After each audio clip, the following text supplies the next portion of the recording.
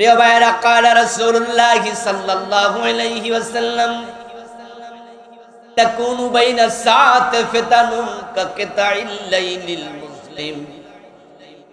নবীজি বলেন, কিয়ামত যখন আগাবে, কিয়ামতের আগে ডুবার পরে চারদিকে যেমন আধারে ঢেকে যায়, অন্ধকার নেমে আসে, দুনিয়ার চারদিক থেকে কুফরির ফিতনা বের হবে।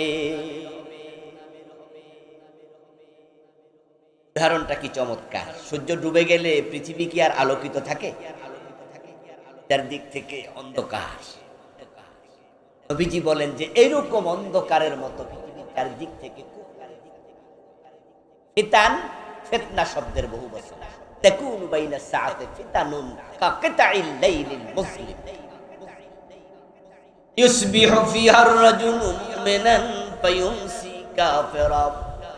এবার নবীজি সাল্লাল্লাহু আলাইহি ওয়াসাল্লাম বলতেছেন, ওই ফিতনার যুগে কিয়ামতের আগে মানুষগুলো সকাল বেলায় মুমিন থাকবে, সন্ধ্যা বেলায় কাফের হয়ে যাবে।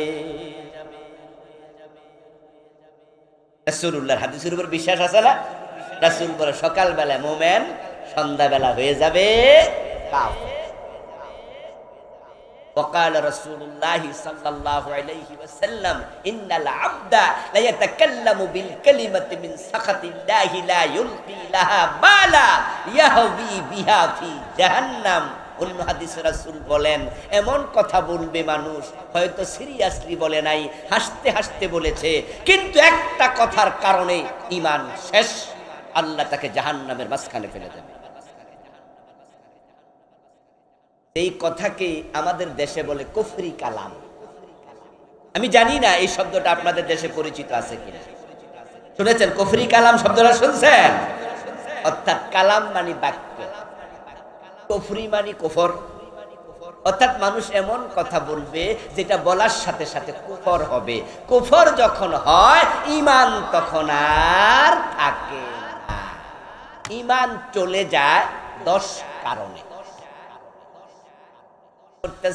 সব জায়গায় ইসলাম মানা, বাংলাদেশে হবে না, কবে হয় জানি না। আমি বলবো, দোস্ত, ইসলাম আসলো কি আসলো না, কায়েম হলো কি হলো না, ওইটা আমার দেখার বিষয় না, কিন্তু আমি বেঈমান হয়ে মরতে চাই না। আমি ঈমান নিয়ে মরতে চাই। আল্লাহর কুরআনকে জীবনের সব ক্ষেত্রে মানার মতো লোক যদি একজন হয়, সেটা আমি হব। কেউ না থাকলে আমি একা মাথা তুলে দাঁড়াই যাব।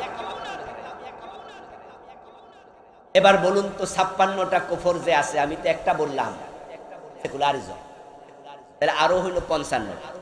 জানা দরকার নাই? না জানলে বাঁচবেন কেমন? 10টার মাঝে এটা একটা কুফর। দ্বিতীয়টার নাম হলো শিরিক। বাংলাদেশে শিরিক আসেনি? ওরে বাবা, যে এলাকায় মাজার আছে, খণ্ডপীরের মাজার, ওই এলাকার শিরকের বাজার মিলে যায়। আমাদের নেতারা নির্বাচন আসলে যখনই মাইকটা হাতে পায়, তখনই মানুষকে পাম দেয়, তেল দেয়, ভোটের জন্য বলে, আপনারাই তো সব, জনগণ সকল সাথে সাথে ঈমান। এই কথাটা আমাদের সংবিধানের অংশ।